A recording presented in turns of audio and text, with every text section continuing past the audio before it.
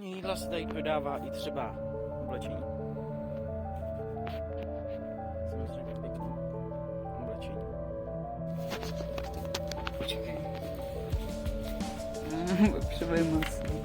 To ne. Kuřecí maso. Staročeské vepřové maso.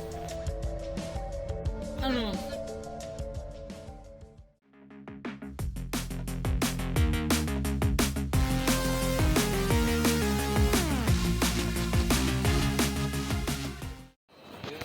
Takže jo, jsme tady u Vítka. Já mám vlastně úvod už udělaný.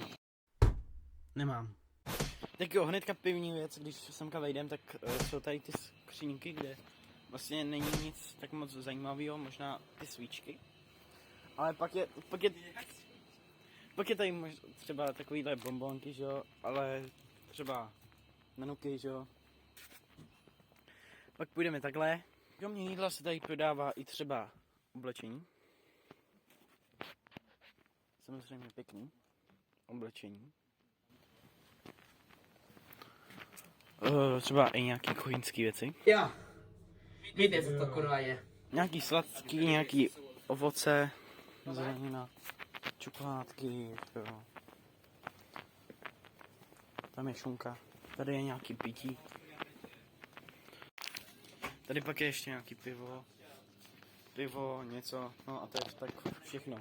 Tady je ještě pak mezák. Tak a tady je Vítek. Hele, jako, A Petě.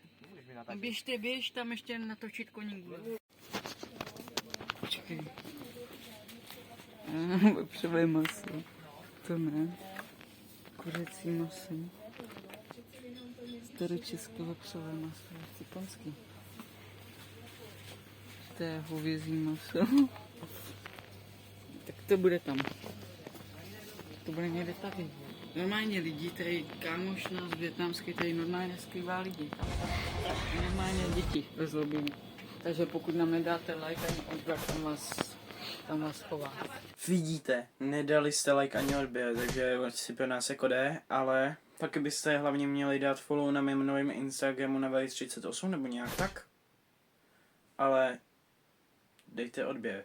Ale hlavně pokud jste fakt nevěděli, že to video vyjde právě teďka, pro vás teďka, tak jako nesledujete můj Instagram. Přesně tak, já tam dávám všechno ohledně natáčení nebo v jakém procesu to je. A taky vlastně to dávám už 2 dny dopředu, kdy to vyjde. Takže hoď tam follow, jo? A dej odběr. Vítku, kde máš ten konský díl?